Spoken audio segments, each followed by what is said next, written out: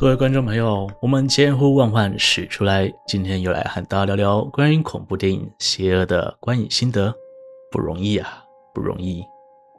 我是说一个人去看鬼片的我很不容易。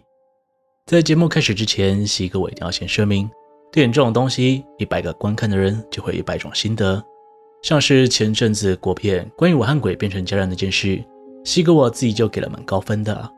但是也有蛮多人不喜欢这支影片的。所以，与其听我说完影评后才决定要不要看，不如自己亲身去看一眼吧。大家好，我是西哥，今天要和大家聊聊的是号称泰国版咒的强档鬼片《邪恶》。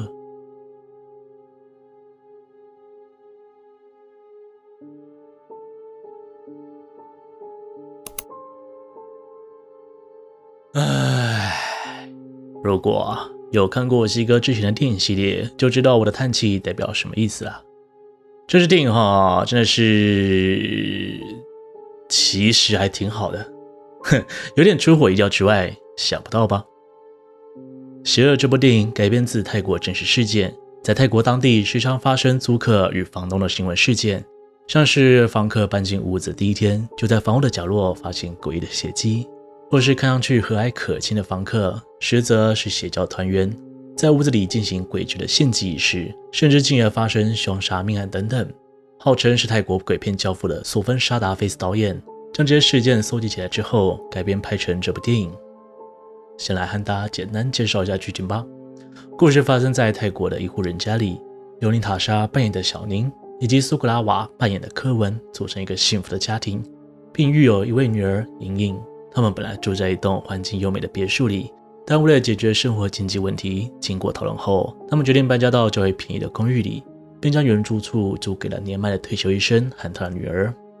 但是有天，小宁却接到了邻居的投诉，告诉他这对新住户看上去并没有外表那样和善，每天半夜都会传来奇怪的诵经声。不仅如此，就连以往和善的柯文也开始出现诡异的行为。随着时间过去，小宁更是感到有一股非自然的邪恶力量逐渐靠近女儿莹莹，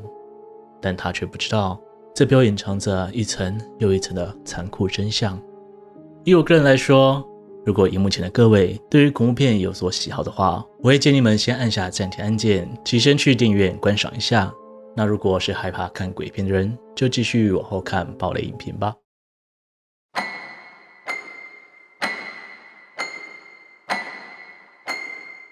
先说结论，如果10分为满分，那我个人会给予《邪恶》大概6分的成绩。换句话说，它就是一部中规中矩、刚好合格的恐怖片。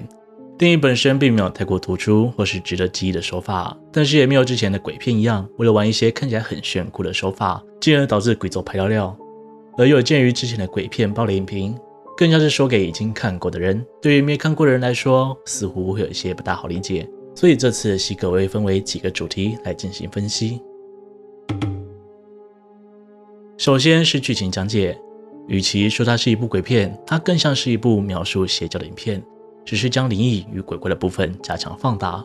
导演采用了类似于环环相扣的解谜手法，将整起事件分为3人视角来进行解释。这3个人分别是妻子小宁、丈夫柯文以及邪教教主。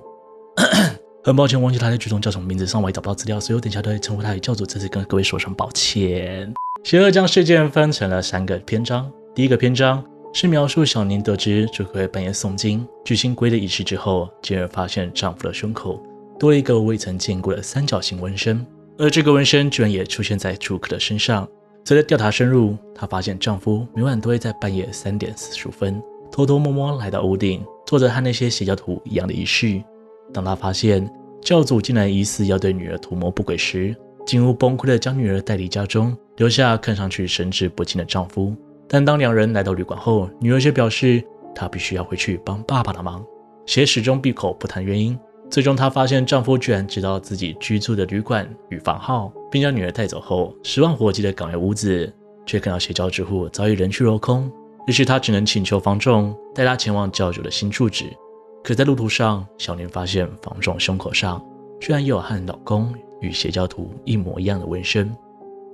第1章节到这里告一段落，徒留下一堆令人百思不得其解的疑问，而这些疑问都在第2章节丈夫柯文的视角上获得解释。原来柯文以前是单亲爸爸，独自养育着女儿，他将自己的一切都奉献给她，却在一次意外中痛失挚爱。从此，他每日每夜的思念女儿，甚至到了精神崩溃的地步。直到他认识了小宁，才渐渐走出那段悲伤无比的日子。而柯文也打算隐藏这段历史，永远不和小宁和莹莹提起。可当他带着教主查看房屋时，教主的一句话彻底让他好不容易埋起来的记忆重新回到眼前。你女儿当时走得太快，什么都没有感觉到，但是她太小了，还留在这里没有离去。丈夫再掩盖不住自己对大女儿的思念。当他得知莹莹只是有灵异体质，一直都能看到大女儿后，更加坚定地信任教主，认为他能带给自己救赎。因此他加入教会，纹上三角纹身，并不惜每晚起床诵经，就为了再看大女儿一面。直到教主跟他说大女儿的时间到了，该要离去了。柯文好不容易失去的希望又再次破灭，于是痛哭流涕地请求教主帮他，并不惜称对方为母亲。于是教主告诉他一个办法，只要让大女儿的魂魄居住在莹莹的身体里，成为这具躯体的住客，便能解决所有问题。莹莹既不会受到任何伤害，大女儿也能留存于现实。当莹莹知道情况后，也乐意让大女儿住在身体里。为此他们做了许多仪式与准备，直到一切水到渠成时，一把插入柯文肚子的匕首才终于揭露了教主的真正阴谋。事实上，教主所提出的方法与其说是寄宿，实则更类似于夺舍。两个灵魂不仅不能共存，甚至整个躯体都会被夺走。教主之所以要假意帮助柯文，主要为了两个原因。第一，符合此法术的躯体必须本身就有灵异体质，且得是未成年的孩童。第二，在好几年前，教主最小的女儿因意外而溺毙于水中，这件事情让他痛苦不已。于是他将小女儿的灵魂暂且封印在木偶当中，等待将来找到合适的身体时，再来进行夺舍的法术。而教主之所以知道这些法门，是因为他的身体也曾经被夺舍过。换句话说，教主的身体在很小的时候早就已经被其他灵魂给抢走了。因此当教主发现符合资格的莹莹一家时，便设下了一连串的陷阱与计谋，一步步诱惑柯文步入陷阱。这是我觉得导演很高明的地方，他在整部影片里面都很好的运用租客这个概念串通全片。邪恶的英文片名叫做 Home for Rent， 也就是租客的意思。小宁一家把房子租给了看似和善的退休医生，但对方实际上却在屋子里进行邪教仪式。而片中的邪恶法术也像是把人的身体当作一个房子，灵魂则是住客，透过法术将其中的住客替换掉，做出鸠占鹊巢的行为。另外，导演也在影片当中加入3层叙事的巧思，试着引导观众陷入思考盲区，进而在下一篇章迎来截然不同的反转。就我自己来看，这部片的缺点与优点都集中在同一个问题上，也就是中规中矩。先从优点来看，导演很清楚自己在拍摄鬼片这回事，所以在情绪比重上有做好拿捏，没有硬塞一些不合理的感动戏码，且在上一章节留下的伏笔，在下一章节都有好好收回来，让整部电影的情节环环相扣。最重要的是，每个角色都有存在的必要意义以及合理动机，所以情节上也不会出现 what the fuck 的讲法。另外，我个人很喜欢导演在最后章节留下的搞笑桥段，这算是个人笑点，所以我列入优点之一。但同样的，就因为太过中规中矩，很多我觉得可以更别出心裁的地方，导演却选择打出安全牌，用最保守的方式呈现。像是小宁偷偷跟踪柯文，看到对方在屋里进行诡异仪式的这场戏，若能加上更多的互动，势必可以让这场戏更加升华。但也不得不承认，如果互动做太过，也会让这里的高潮点变得一败涂地。我相信近年来很多鬼片都有完美的做出错误示范了。Yep。 结论而言，我个人还蛮推荐喜欢看恐怖片的朋友们走进电影院去欣赏邪恶。虽然它在我心中没有达到咒的高度，但你知道，烂片太多了，多到把这部还行的作品往上推到还不错的等级。如果各位已经看过电影了，很欢迎大家在下面一起讨论感想哦。